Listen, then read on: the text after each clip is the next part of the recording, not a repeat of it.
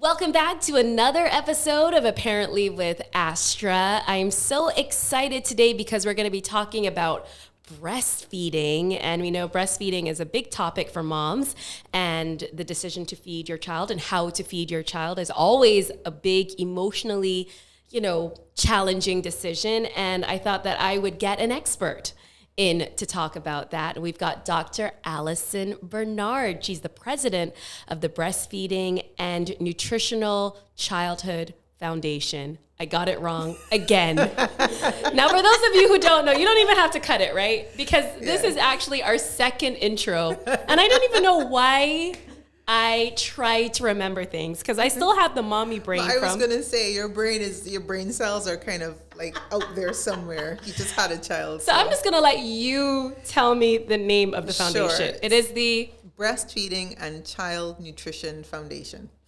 Almost had it. Thank you so much, Dr. Allison Bernard, for coming. I'm happy to be here. Now, Dr. Bernard, I've been so lucky because a lot of the guests that I've had in studio are people that I know from before interviewing them. So we actually had a really interesting getting to know each other. And our first meeting was actually over the phone. Do you remember? It was, I think it was maybe 2 or 3 days after having Ethan. Yeah. And I was in such an emotionally dark place because I felt like I had made the decision that I wanted to breastfeed, but I felt like my body hadn't made the decision for me to breastfeed. So I actually got your number through another friend of ours, Andrea. Yeah. And she said, you need to call Allison. She'll help you through this. Do you remember that? I do. I remember very well. I remember taking the call, and I remember... I think you were at school waiting to pick up your... I think I was actually waiting to pick up my daughter. And I remember, the conversation was, this is really hard for me. And I remember you going, having tears, crying. And I remember that being, you didn't want to have those tears.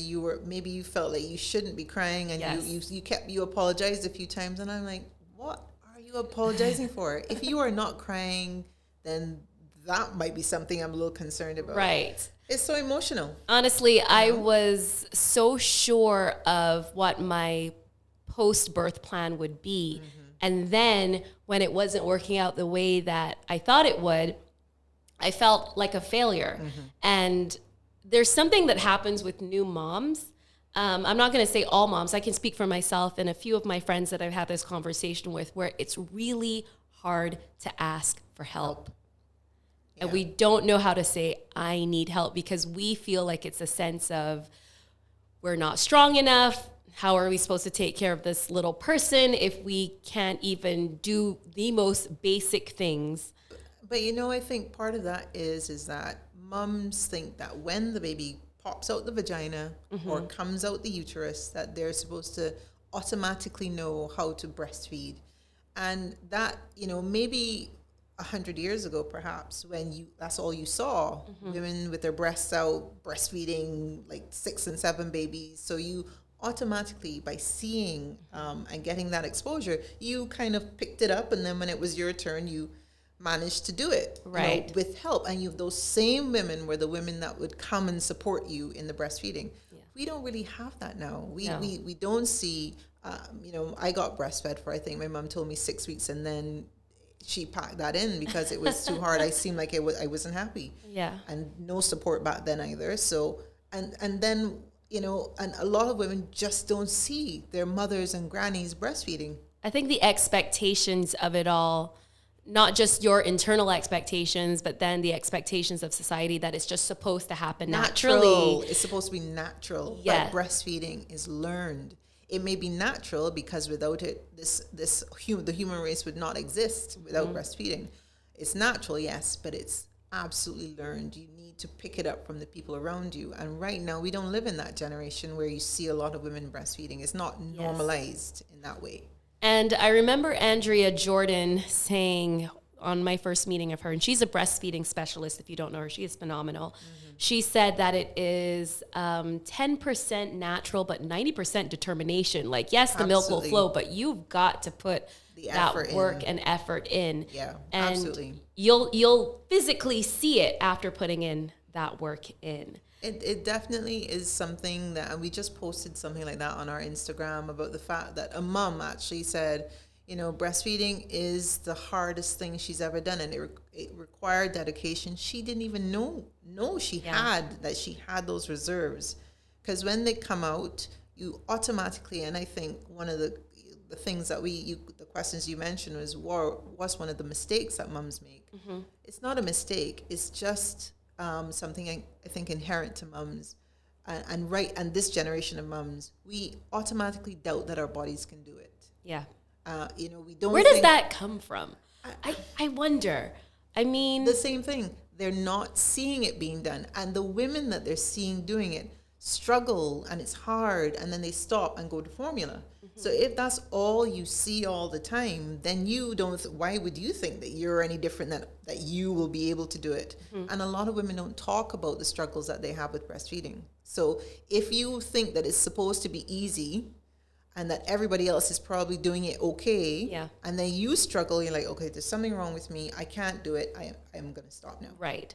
So obviously things like support are really, really important. We're actually going to be talking about that during the show. But let's talk about those first days of breastfeeding and really what to expect from your body. For me, when I gave birth to Ethan, it was a Friday afternoon, and they said that, well, he just came out, because I thought that I would be breastfeeding regularly with him from the minute that he came out. They did the chest to chest. Right. And then they taught me, they in the hospital, they taught me how to hold him and if I want to breastfeed on this breast versus this breast. And they said, listen, a lot of milk is not going to come out. He doesn't need a lot. Right. Stomach is this big, and you won't have to feed him that much within the first 24 hours. That's correct, right?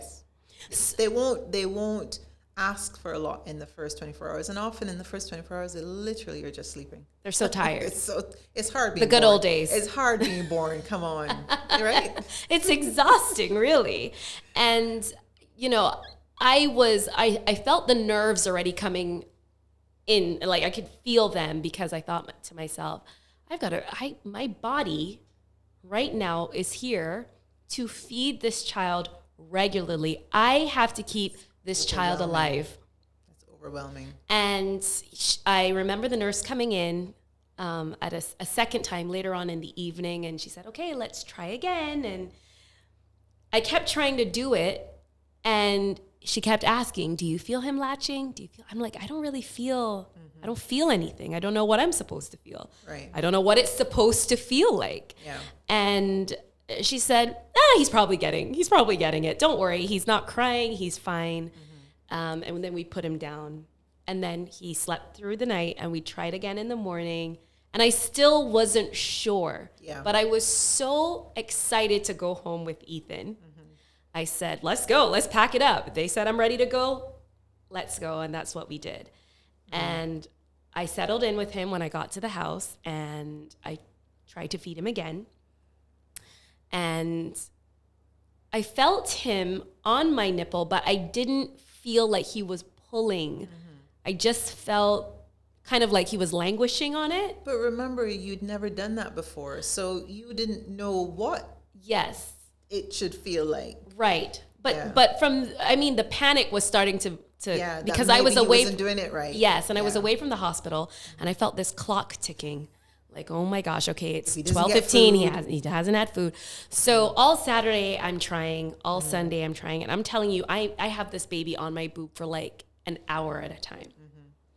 And I would pop him off, and he would start crying after an hour of having him on me. And I thought, oh my gosh, I just spent an hour with him, and I don't think he got anything.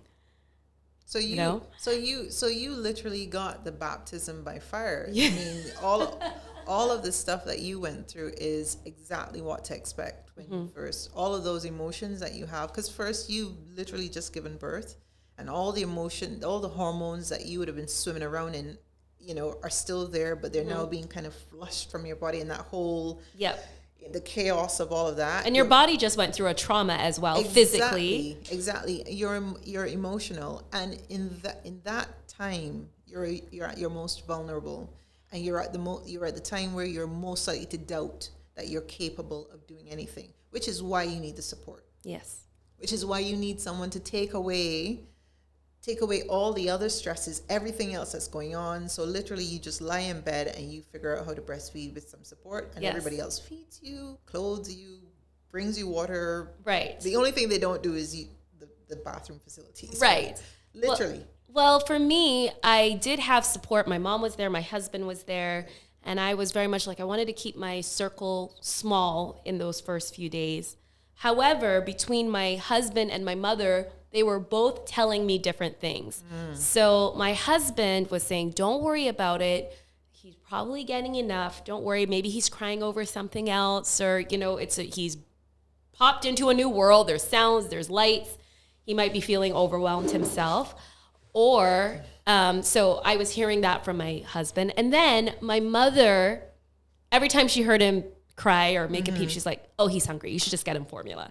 Just get him formula. He's hungry. It's not working. Just, she did encourage the breastfeeding, but she was like, you need to make sure that you have formula on hand because you don't want this baby to starve to death. She was very specific about that. Yeah. And that freaked me out as well. So I'm telling you, this is all in the span of him being born to maybe 24 hours later. I'm hearing all of these different and so, in my head. And so that's why you either need to find someone who has breastfed and breastfed successfully, because they will tell you that whether it was successful or not, it was a struggle. It's always a struggle, always a struggle. And also you need your mom, but you also need the right support around you for breastfeeding. You need that cheerleader in the corner saying, no, don't give up. Remember, he's pooping, he's peeing. Yes. He's sleeping after he's had a feed. You're good. Yes. Right. I had that. Those are things that you should look for in the first few days. Exactly. So one of the what to expect when baby's first born is that you'll be tired. He'll be exhausted in the first 24 hours. He or she will be exhausted in the first 24 hours. You will go through that really hard emotional time where you think you're not doing it right. And that's where I tell all the mums that I come across, you got to get in there quick with support. Don't wait. I'll give you my own experience. So I delivered my first child in a UK hospital, first world country, etc. Had breastfeeding specialists, but I was given bad advice. So I'm a pediatrician, so they assumed that I knew how to breastfeed. Now, in what world do they give you practical, skills about breastfeeding in a medical school? They don't. So I had no clue except for what I had seen other mothers do. Right. So they left me and then said, oh, you need some support. Okay, here you go. Some support. And that was like once, and then they left me again. And then I got a midwife who came on at night, 2:00 in the morning, and my nipples were ripped to shreds after 48 hours of just trying to do it there on my is own. No feeling. There's no pain like that. When your nipples start being sore and then they're chewing on it and they touch it and you literally want to do you can't even, this is how bad it is. You don't even want to wear a bra. You don't want painful. anything rubbing or even slightly passing that area. So she felt sorry for me. She said, you know what to do? Don't let him feed on that breast for 2 days. Okay. Ooh, is that a good idea? No. Okay. So that's what I did because a midwife told me that. Okay. And I did it for 2 days. And I, of course, as a mother who's in agony, you want to hear those words, oh, don't breastfeed on this breast. Cool. Okay. So I did that. And then I developed a clogged or blocked milk duct. Mastitis? Not yet. Okay. I developed a clogged, or you can call it a blocked milk duct. So literally, because the milk is stagnant inside the breast, it's not moved through the ductal system, through the nipple. Right. It just kind of stays there and hardens, and then there's no milk coming through there. So imagine no milk coming through when your child's trying to breastfeed. It's all backing up. Yep. And it literally is like the pain, the toothache. pressure. It's like a toothache in your breast. And I had that for 2 months. And it was awful. So during those 2 months, you knew what was going on. There was no relief from that? Well, I had breastfeeding specialists try to help me, because this is before my journey into breastfeeding and so on. And so I had breastfeeding specialists, but no one could tell me.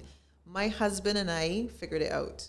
So one day I noticed when because I was also pumping, and when I Yes. was squeezing off the milk, I noticed that, of course, Certain, the duct's milk was coming through certain spaces, but Streams. not this one space. yeah. So then I realized, what I started doing was every time I fed her on the right breast, I would rotate her. So I would use cradle hold, then I would do football, and then I would do sideline, because every time she changed, I used a different position. She was then accessing different ducts in my breast. Okay, so And just doing that rotating, within a week it was gone. and you figured that out on your own. On my own. Wow. So- and thank God for your breast. I mean, the pain alone on And thank God for my husband, who was like hair in front of my breast. Okay, yeah, no, I don't see any milk coming out of that one. Oh no, it's coming out of this one. he's the MVP. He is. You gotta the give him a shout out right now. Allison Bernard, you are the MVP and the best cheerleader any woman ever had. That is fantastic. You know, like you said, the social support is important, but you need to make sure that you're also on the same team and that you have the same goals. Exactly. And I felt like I was getting so many different opinions and views that it was very confusing, on top of me being hormonal and wanting to make sure that Ethan stayed alive and is he eating enough. Yeah. So by Sunday, remember, I had him on Friday. By Sunday afternoon, I was so freaked out. I called my husband upstairs because I remember I was in the rocking chair with Ethan. I had just done another like hour and a half. I remember I'd watched this stupid Netflix movie the entire time Yeah. while feeding him. And I popped him off and he started crying again. And I called Scott. I said, Scott, you've got to go to the supermarket. I need to get some formula because I don't think that he's getting enough food. And I said it like this. I said, you need to go get some formula. Because I was like, I don't want anybody to know that I have to go buy some formula. Because I felt the expectations of me having to breastfeed, because all of my friends and all of the people in my circle had said, this is the way you're supposed to do it. It's fine. Don't worry about it. It'll happen. And I felt like I was committing a crime or something. Yeah. Like, oh my gosh, you have to go to the supermarket and pick up formula? Yeah. Like, I felt like I was, yes, I'm feeding my child, but am I doing something terrible to him? While telling Scott to go get that, at the same time, I was on the phone with Andrea Jordan, the breastfeeding specialist, and pleading with her to please come to my house tonight, because I don't know if I can go through the entire night not knowing if Ethan's eating or not. Yeah. And she came over and she gave me some poses and she, you know, there's different poses. Yeah. I remember Positions. those days. Yeah. Okay, you got the cradle. Yeah. Then you got the football where it's like Yeah, that. And their head is football. right here. Right. Okay, and they kind of, Yeah. right? What else do they have? There's a cross cradle, which is my personal favorite, which is the one I tell when I'm supporting moms, is the one I tell them to use. we should have brought a baby in here. Is it? Yeah. We should have brought Ethan. Ethan would be like, what is going on? At 1 year old, I think he'd be like, yeah, mommy, What? I'm good. I'm cool. But the cross cradle is where you use the opposite arm to the breast you're going to put baby on. So opposite arm to the breast. Stefan, I'm going to see if we can put some images up by the video and see if we can show people. And Yeah, because it'd be good for people to know it's not just the cradle hold that you have to use. And then the sideline, my personal favorite, because I actually got some sleep, is when you're lying on your side and baby is, so you're laying down, your leg is up like this, and you have the baby like so, and your arm is up like this, and you're kind of just taking a little cat nap while baby's on the breast, like so. You guys are so lucky. I've never taken a nap while breastfeeding Ethan. That saved me. Yeah. That saved me. being able to Honestly, take naps. the deliriousness from lack of sleep, you just feel, if you don't get sleep, that also can affect your flow. That can also affect your milk production. It affects it from the perspective of you're stressed if you're not getting enough sleep. But the thing is, what I wanted to dispel the myth is that somehow mothers who formula feed sleep better than moms who breastfeed. Actually, moms who breastfeed, when you're getting your sleep, it's supposed to be a better quality of sleep. Yeah. So it might not be a lot, but when you do get it, it's like it's not the quantity, it's the quality. Quality of the sleep is hardcore quality sleep. I'll tell you, there was nothing that felt better than when both of your boobs are empty and you don't have that Drained, pressure. like a deflated balloon. Because I would wake up some nights and let me tell you, okay, Stefan, I'm sorry. Do you have a baby? Oh, okay. Well, we're about to get real graphic up in here, okay? So you can literally wake up and you will have all of your ducts flowing. It's like a sprinkler. Spouting Everywhere. I would wake up with my shirt soaked. Not for all women. Some women, they wake up like Pamela Anderson, but somehow the milk manages to stay inside. But some women, they wake up Pamela Anderson and it's like spouting everywhere. Yes. You just got milk going everywhere. Right. Yeah. So, I'm telling you about what's going on. So obviously I figured it out, and thankfully between Andrea and Allison and them watching me tear up and cry many a times, I remember one day I decided to go to a mommy circle. I don't know if you remember this episode. Yes, you mean at Inspire? Yeah, so there are these mommy circles in Barbados, which can help you kind of share your experiences so you don't feel alone, and you can sit down and talk about things. You can sing along. You bring your baby with you so they can have some socialization. These were all in the days before COVID, when everything was brilliant. And just to say, just as a little sidebar, so we still do that, but we're doing the COVID style, of course, which is through Zoom.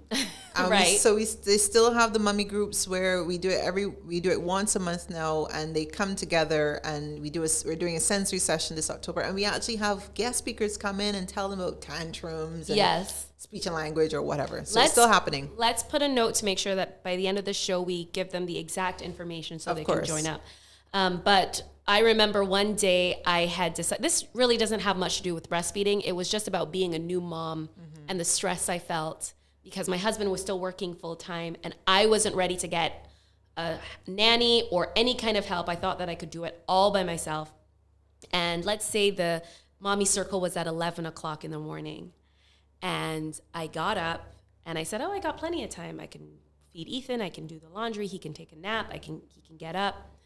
Anyways, long story short, you make plans and God laughs. And I found myself at 11 o'clock now getting into the car to get to this thing that was starting at 11. And I said to myself, I don't care when I get there. We're going. This is happening. And that's what I met you there for the first time. I think that was physically. Face to face. Yeah. Ethan cried I'm going to tell you, we were in St. James. Ethan cried from St. James all the way down to Hastings. And he stopped maybe 2 minutes before we parked. And I felt like the worst person because I was breastfeeding and I was like, should I pull over and feed him or should I just get there and then feed him? So I made the decision to just go there and then feed him. And then he stopped crying. And I felt like, oh my gosh, even my kid has given up on me. I'm not even good enough. He's just like, you know what? Why am I here? But what is going on? But Astra, the thing is that sometimes as mothers, we have an inbuilt guilt complex thing that we have going on. Definitely. Naturally, we have these guilt feelings for the smallest things to the largest things. Yeah. So the fact is that the half an hour drive between St. James and Hastings, and this is for all mothers who are watching this podcast, your child is not going to become unwell. They're not going to die in half an hour if you don't manage to get the feed in. And mothers need to know that because I see it happening a lot. They think that as soon as baby cries and if they don't feed them, something in their mouth. Something's going to happen. Yes. Absolutely. If your baby cries and you're at home and you can feed them, ultimately your aim is to change the nappy, make sure they don't have poo riding up their back or something. And if everything is fine and they're still crying, that's the only way they can communicate with you. So, because I thought to myself, put your breast in their mouth. Am I going to pull off on the highway and start feeding Ethan? Does this make sense? Or should I get to the circle and then feed him there? The decision you made was the right one. And I didn't feel that way because by the time I got out of the car and maybe we had maybe 6 minutes left of this circle by the time I got there, I walk in, everybody looks at me and one person asks, hey, Astra, are you okay? Very innocent question, right? I don't know what it was about that question. Maybe it was you that asked that question. Possibly. I started crying rivers of tears. In front of everyone, I remember. A whole circle of moms are staring at me like, but we just asked if she's okay. But that's the thing, the look on their face would never have been, oh, what's up with her? It would have been like, oh, yeah. Okay, yeah, we've been there. You have those meltdowns. I literally emotionally cracked at that moment because I realized at that point that me not asking for help was doing more harm to me And I had my backpack on, and Ethan's here in my arms, and I'm crying, and I'm like, I don't know what's going on. And can I tell you, those moms sat with me and did probably an extra half hour of that circle, even though the session had ended. Yeah. They stayed, they comforted me, they told me stories about when they had cried, and I felt like, I'm not alone. This is not some situation that happened in some kind of a vacuum. And B, it's going to be okay. This is something that's happening within the first few months. It's finite, yeah. Right. There's an end point to this. You're going to get on the other side of that. Yeah, definitely. And that's actually when you took me outside too, you and Andrea, and we did some positioning, because I was still at that point having issues with the Ethan actual and feeding. Mm-hmm. I had actually decided, you know what, I need to start pumping. And I wanted to talk to you about pumping as well, because I had started pumping at a time that I guess was not recommended within the first, because, you know, everybody Googles, everybody does their research, and they said, well, really, you should establish breastfeeding first before you start pumping. Yeah. Because it can affect how the baby...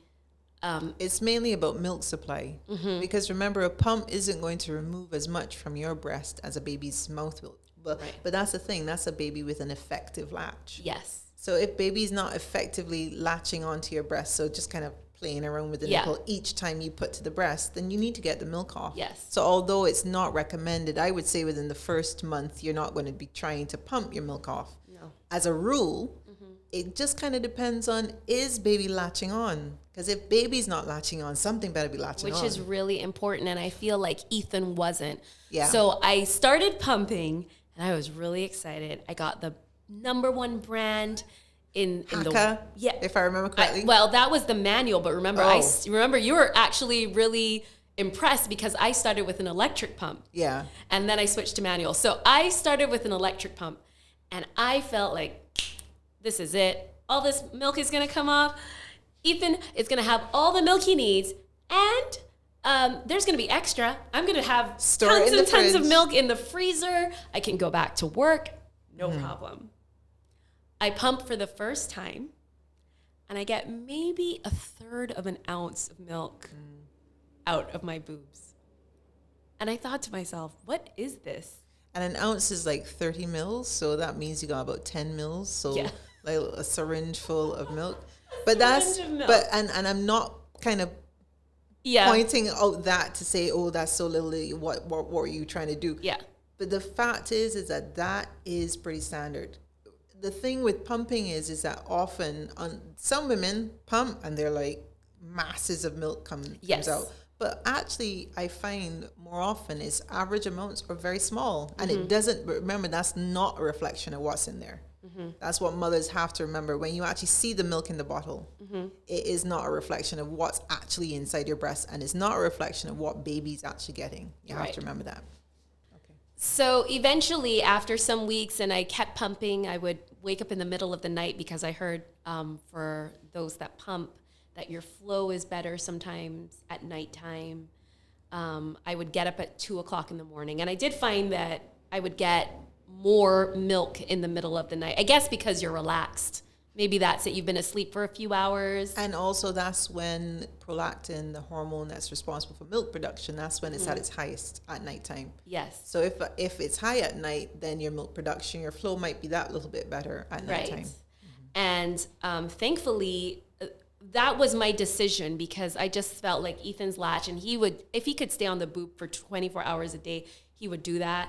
And the way my work-life balance was set up, I said, I have to make the decision to switch over to pumping. And I would feed him sometimes probably like first thing in the morning, last thing at night. But during the day, I'm in and out of the house.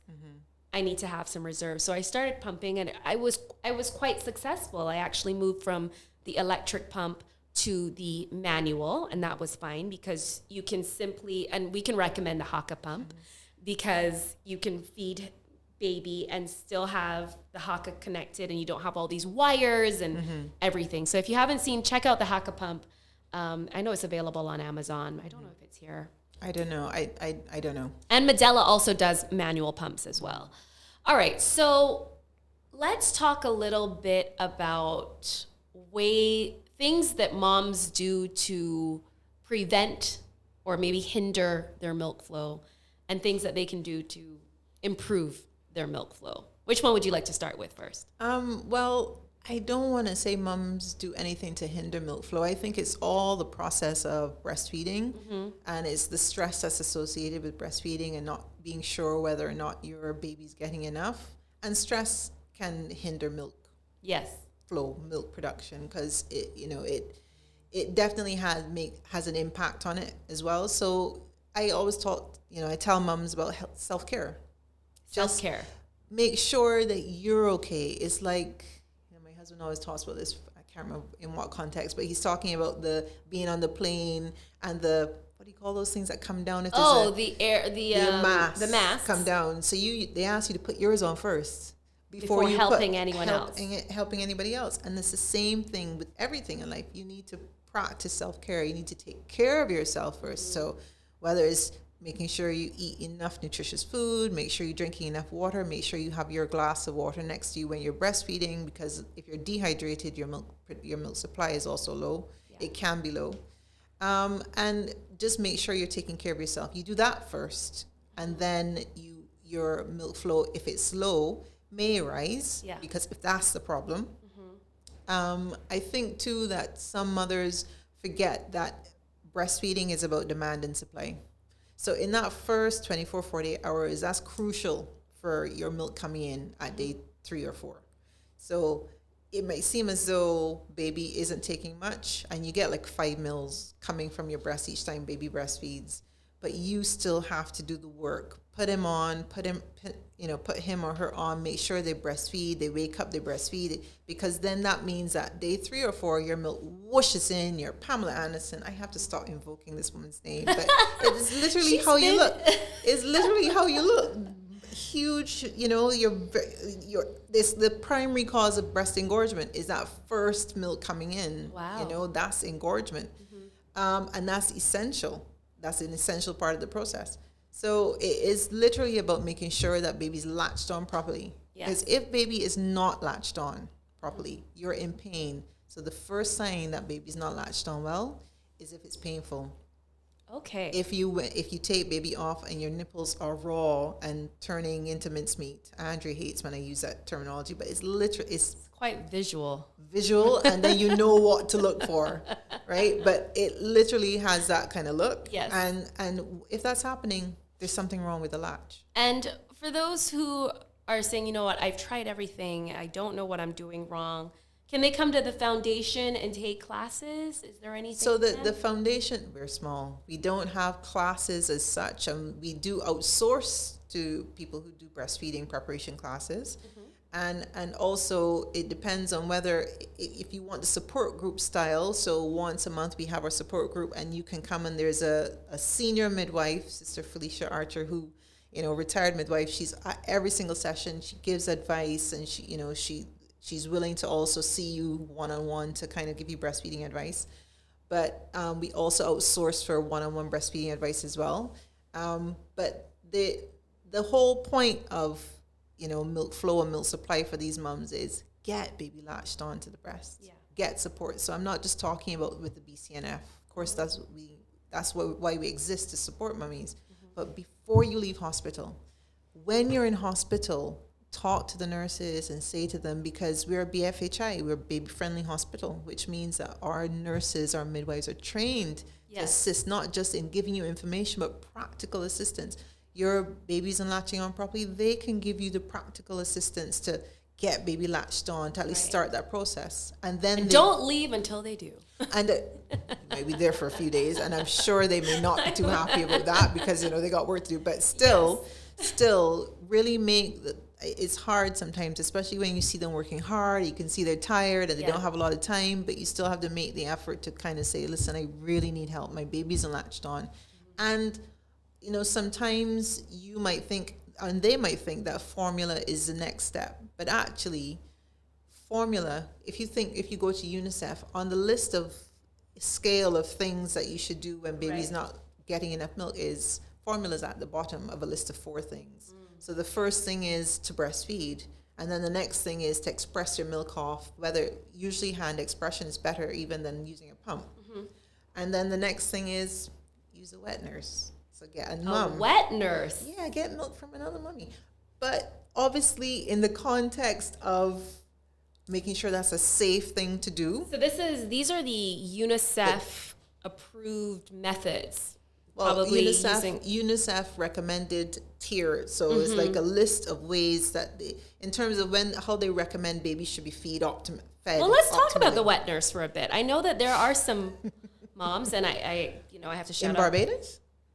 Yes, and not I wouldn't say officially wet nurses, but I know that there are moms who have breastfed and pumped so regularly that they have so much milk that their freezers are overflowing, and it's either that they throw it away or they give it to someone else. Donate it. Yeah. But I think that some moms may feel a bit strange about that, and they may actually prefer to use formula because the thought of having another mom feed your baby and nourish your baby, you may feel, and I'm not saying it's wrong, I'm saying that emotionally, there's some moms who don't even want people to hug their baby. They don't want their baby to smell like somebody else. Yeah. So to have the milk of another woman nourishing your baby might feel a little bit like you don't feel like,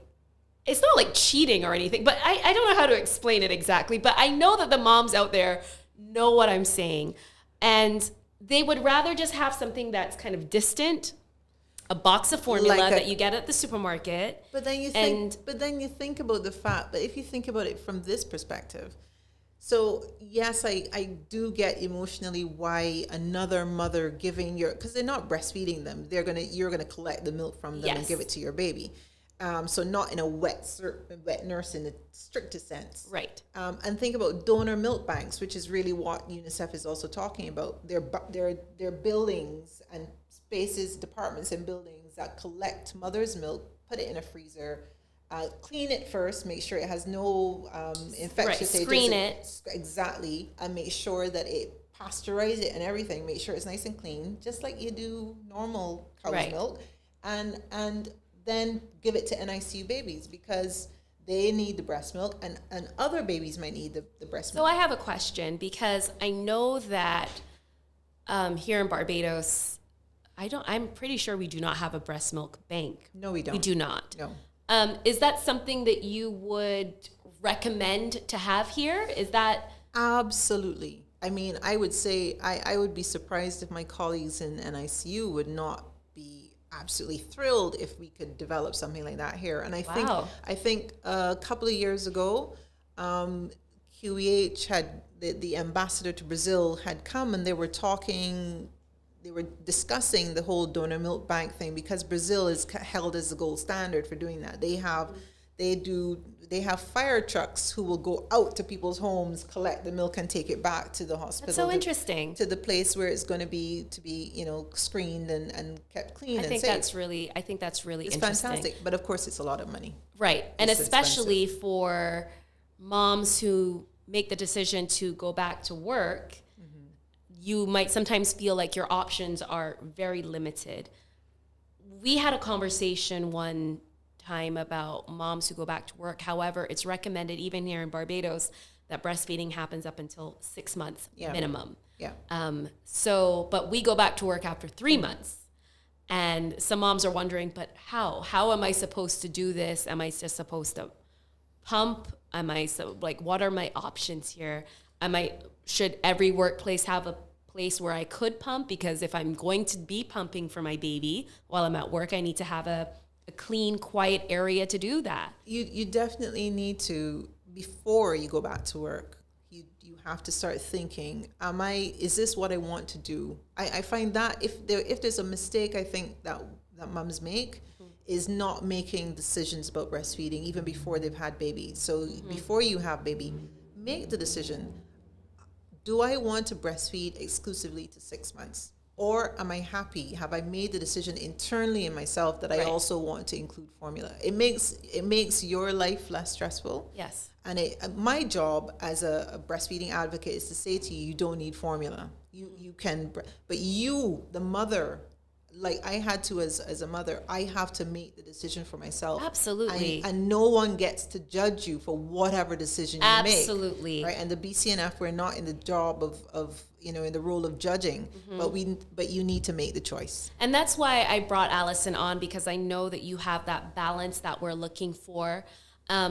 Ethan, he's 1 year old. He's now on formula. I decided after 1 year of Can I make breast the point? milk. He don't need no formula. He does all he needs is to have a well balanced diet. I had to put it in.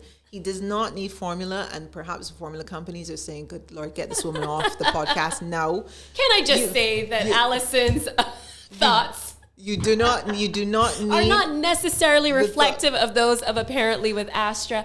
Ethan still likes to drink. He likes the milk. comfort of right. milk. So he has Right. it last thing at night, and then he has it first thing in the morning, and the rest of the day. Mm-hmm. And I do realize that even now, first thing in the morning, he used to drink 8 ounces, and now it's he's down weaning to it 4. down. Yeah. So he's not as interested, and now he's drinking more All water. I was going to and- say is cows just Pine Hill Dairy. Cows Yeah. he doesn't have to have formula per se. It's before a year of age where they recommend that they have formula. But because his diet is, from what you're describing, yes, which we're gonna very well very balanced. wide and Very wide varied. and varied. He doesn't need to have the extra bits that they put in the formula. He gets that from his food. That was all I was going to say, formula Right. companies. So some things that, moms know and, new moms should know is that babies, they don't really need anything besides milk up until 6 months. But of course, you know your baby, and if they seem like they're still hungry or they want to nibble on something. I started Ethan on rice cereal at 4 months old, and he would have a little bowl. And then we graduated at 6 months. We add a little smushed banana to that. And, he loved that, and he would have that twice a day. And now he's on food. He is on mashed potatoes, spinach, broccoli, pumpkin, squash, regular. I mean, he's on it all. And everything. Yes. And I would say that, so at the end of the day, mums get to choose how they're going to feed. The BCNF is really about making the recommendations as per UNICEF or whatever international body. So they say nothing besides breast milk. And if you are giving formula up until 6 months. And then you start introducing your food. So I'm not saying to you that if at 5 months and 2 weeks shy of 6 months, I'm not saying to you cannot start something if for some reason your scenario requires you to start it, that something bad is going to happen. Right. But they do say to you 6 months, and they have to have a cutoff, otherwise people just keep shifting it back further and further. Of course. So 6 months is the cutoff, and then you start your complementary foods. And your complementary foods, it doesn't need to be blended. It could just be take a fork, squirt some breast milk in, because you're still going to be producing breast milk. Squirt some breast milk in, add some black pepper and some thyme and whatever else you want to mix up in there, and give them to eat. The whole thing with nutrition and feeding children is when you make the choice to breastfeed, you've made the decision, this is the best thing to give my child. Formula is not an option. Formula is definitely something that makes sense for some mummies, and they have the choice to use the formula either exclusively or to supplement, or if they're going to do whatever they choose to do. But the key thing is that you make sure that even after 6 months, you are still aiming for optimal. So it means I've got to say, not necessarily using processed baby foods. Just boil a potato. Yeah. Boil a potato. I think honestly, for some moms, because I always have to play devil's advocate. Of course.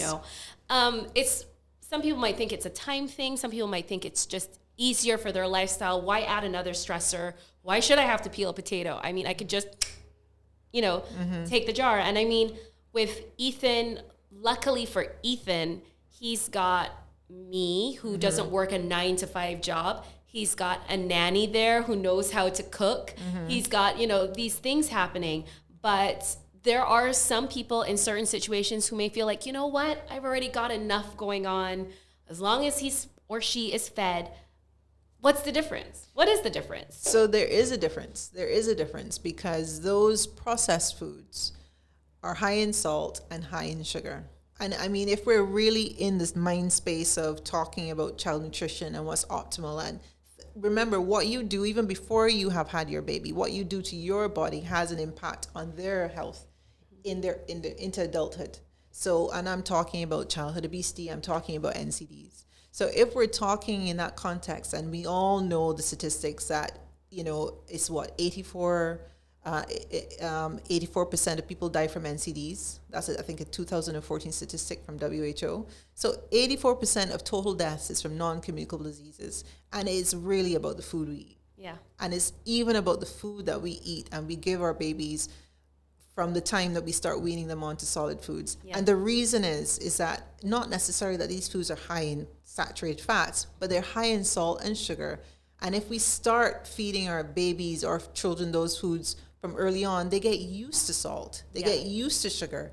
And then that leads on. That's their palate now. So exactly. they don't understand and they don't want what fresh food tastes like. Exactly. Okay. That's exactly what I'm saying. You give them a banana and say, no, that's not enough sugar for me. That's what their palate is saying.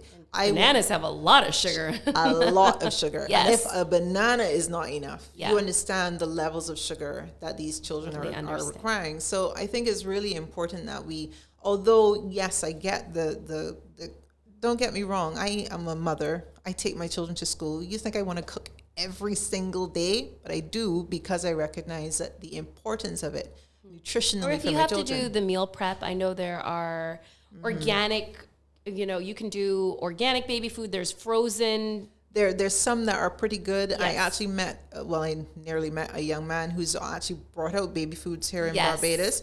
And I don't know what the nutritional content of them are, but I'm hoping that no salt, no sugar. Yes, I think I know the same person you're talking about, and he kind of showed the ingredients, and it was basically just vegetables and then he smushes it and flash freezes it, and that's it. And that's exactly what you want. Yes. You know? And, you know, I have to say that for the moms out there, the busy ones, we get it. But hey, if you're having dinner, just put a little bit to the side and then they can have it for lunch the next day. No salt, no sugar, and then, All right, easy. Yeah. All right, I got one more major question for you because I know we've been here for a while. Nipple strike or what do they call it? Milk strike or whatever they call it. This is when all of a sudden the baby just decides they don't want to be on the nipple anymore. It could just happen. They start crying if you start breastfeeding them. It doesn't happen to all women. It doesn't happen to all babies. But for those that it happens to, because I feel like it happened with Ethan at one point, what can you do? What can you do at that point when a baby is crying and says, I don't want to do it? It kind of depends on whether this thing has happened kind of suddenly. Because, you know, babies have moods too. So if what you're saying is up until a point, happy on the breast, and then one day, I'm good. Yeah.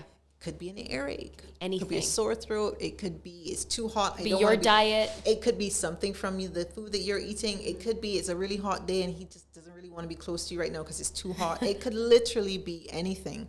Because most babies are going to gradually wean off the breast. Most babies gradually wean, and that's the most normal way that it happens. So if it's a sudden stop, it often it doesn't mean you have to stop and don't offer the breast again. Keep offering. I think I remember Andrea saying also simplify your diet if that's the case. And you got to give yourself a fighting chance if you want to continue. Yeah. So simplify your diet and do as much skin to skin contact as possible. You can. Even because it usually happens like between 4 and 5 months, and skin to skin is like the cure for basically everything. So just take your baby, rock him, hold little baby next to you, make sure you're not wearing anything and he can get right no perfumes, no creams, nothing that will, because remember, it usually is most strong in the newborn period where their senses, their olfactory, their smelling sense is most strong, so then they can literally hone in on the breast and want to suck. But even at 4 and 5 months, you can still try that and see if that works for them. Yeah. And I know that we mentioned this earlier. I wanted to bring it back around social support for women. And I feel like when it comes to breastfeeding and a woman's decision to do so, because it is really a physically and emotionally, it can be draining. Literally, you're being drained. And that support, I think in Barbados, we are very, very focused on the baby, on the health of the baby, the hospital. Make sure you're feeding the baby. How's the baby doing? Don't walk to the bathroom if you're holding the baby. Put the baby down. You might drop the baby. So it's all baby all the time. And I love that. I love that we love our babies here in Barbados. But I feel that somewhere in the midst of that, we forget about the mental health of the mother and the wellness of the mother. Absolutely. So that's why the first thing that I tell moms is about, I mentioned it before, self-care, making sure that you're okay. Yeah. And you mentioned social support. I think it's really important that as a country, we recognize that it's not just a woman's responsibility, breastfeeding. Right. It's a societal one. It means because we're raising a generation. Exactly. And it means that from the health professionals to church officials to government making policies that enable mothers to breastfeed in their workspaces is essential. Giving them longer maternity leave, giving dads paternity leave, which is a crucial thing as well. I mean, not yelling at us if we're not fully covered up in public while feeding our children. Because public breastfeeding is, I'm not sure what the issue is. I mean, breasts are not sexual organs. They literally only function, as far as I'm aware, is to feed babies. Yes. So it still annoys me, the fact that a man can drive topless or walk around the beach. And we still have to be like, what is that about? Clothing. That is for another episode. Definitely, we'll bring it back. Definitely another episode. But certainly, the social supports and policies that enable mothers. So breastfeeding workplace policy, something that the BCNF is very, very focused on. Yes. Because 6 month maternity leave. 6 months maternity leave. I think insurance should have to issue a pump for every mom if you have insurance. Even if they allow you to, if you go to a breastfeeding consultation, they allow you to make claims for those types of things, so that makes it much more manageable financially for moms to be able to do it. Yes. I think it's really important that we can't tell women breastfeed exclusively for 6 months and not make it easy for them to do it, not help them to do that. And I get it, our government may struggle financially to allow 6 months maternity leave, but I think it would be much more cost effective and certainly more viable, feasible for them to at least consider breastfeeding workplace policy. Well, I'm really, really hoping for that because, no matter what government is in office, it seems like they're always promoting more children in Barbados. So if you want to make that a reality, if you know anybody in office, you got to tell them to listen to this episode of Apparently with Astra. Make sure that they listen up, right? All right. So Dr. Allison Bernard, thank you so much for coming in and talking with us. I enjoyed it. I had fun too. Yeah. Anything else you'd like to just let the listeners and viewers know? I know we wanted to mention the Zoom meeting once again. Yeah. So just that we're here. Our mandate is supporting, protecting, promoting breastfeeding, and we have our Zoom sessions once a month. We normally put the link for the Zoom up on our Instagram page, and that's just the BCNF. The BCNF. Yeah, that you can find us on. We have a number that you can call 828-8934.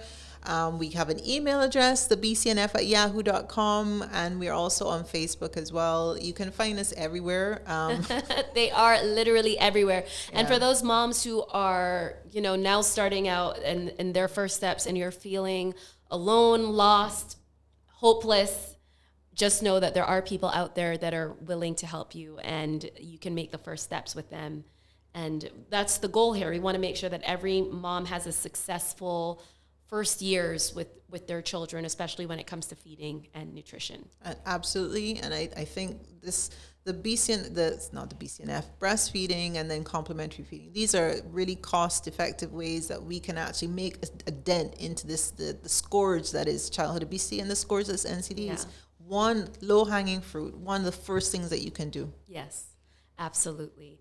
All right, guys, I think it's time for us to wrap it up, so to speak, here with Apparently with Astra. Remember, follow Be Social Podcast. They are on Instagram. They're on Facebook. You can find them on YouTube as well, so you can watch this. Or if you just prefer to listen, maybe you're in the car or doing, your errands at home and you just want to hear the audio, we are on Apple Podcasts and we're also on Spotify. And we've got more interesting topics coming up, so stay tuned. Make sure you subscribe on all of the platforms. And yeah, we'll be seeing you soon. Bye. Bye.